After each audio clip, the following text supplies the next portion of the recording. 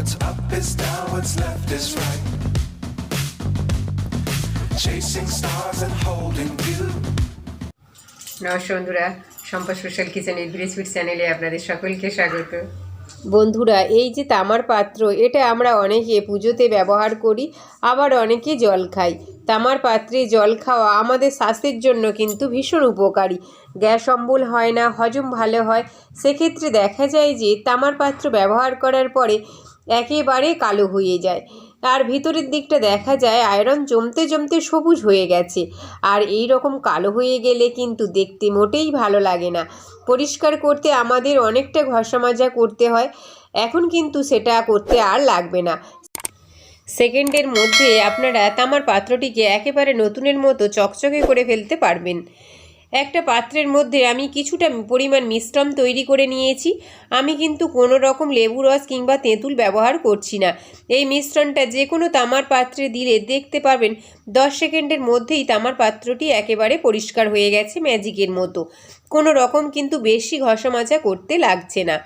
দেখুন, তামার পাত্রটা একেবারে আমার কালো ছিল।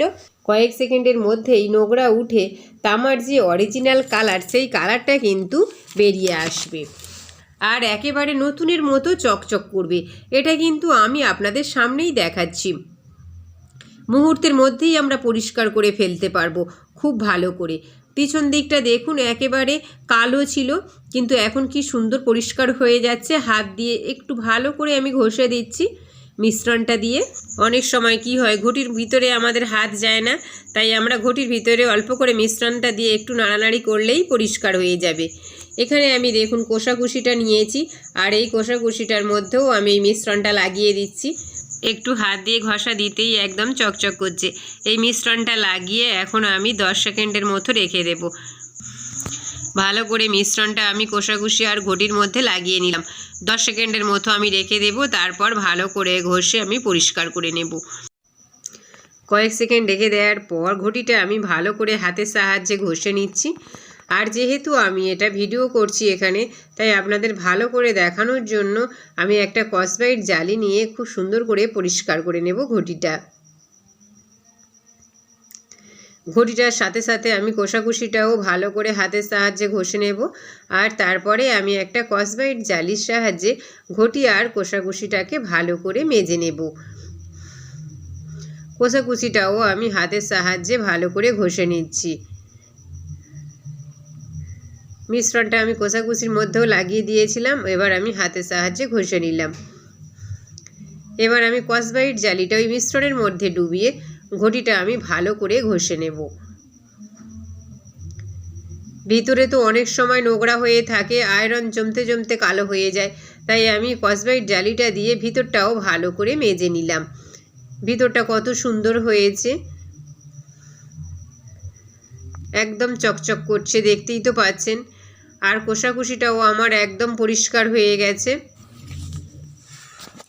কসবাইট জালি দিয়ে একটু ঘষার পরেই একদম চকচক করছে। আপনারাও আপনাদের ঠাকুরের তামার বাসনপত্র এইভাবে খুব সহজেই পরিষ্কার করে নিতে পারেন, একদম নতুনের মতো।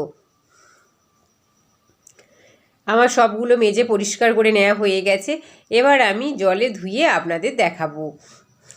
আমি একটা পাত্রের মধ্যে জল নিয়ে নিয়েছি, আর এই জলের মধ্যে আমি প্রথমে ঘটিটাকে ধুয়ে নিচ্ছি।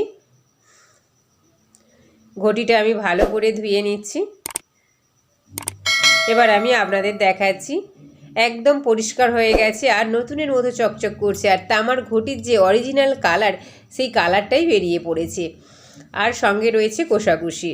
এই কোষাকুষিটা তো আমার পুজোতে সব সময়ই লাগে, তাই আমি এটা সবসময় ব্যবহার করি। আর বেশিরভাগ সময় আমি এই পদ্ধতিতে পরিষ্কার করে নিই। আমার সবগুলো ভালো করে ধুয়ে নেওয়া হয়ে গেছে আর একদম নতুনের মতো চকচক করছে, দেখতেই তো পাচ্ছেন। এই ধরনের নিত্য নতুন ভিডিও পেতে আমার এই চ্যানেলটিকে সাবস্ক্রাইব করবেন, লাইক করবেন আর বন্ধুদের সাথে অনেক অনেক শেয়ার করবেন। আর আমার এই চ্যানেলে নতুন বন্ধু হলে চ্যানেলটিকে সাবস্ক্রাইব করে পাশে থাকার অনুরোধ রইল। এবার আমি দেখাবো মিশ্রণটা কিভাবে বানালাম। এখানে আমি একটি পাত্র নিয়েছি আর পাত্রের মধ্যে নিয়ে নিচ্ছি 2 চামচ লবণ।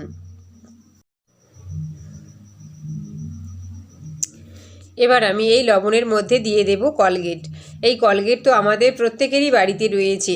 সকালটা সকলেরই শুরু হয় এই কলগেট দিয়ে ব্রাশ করে।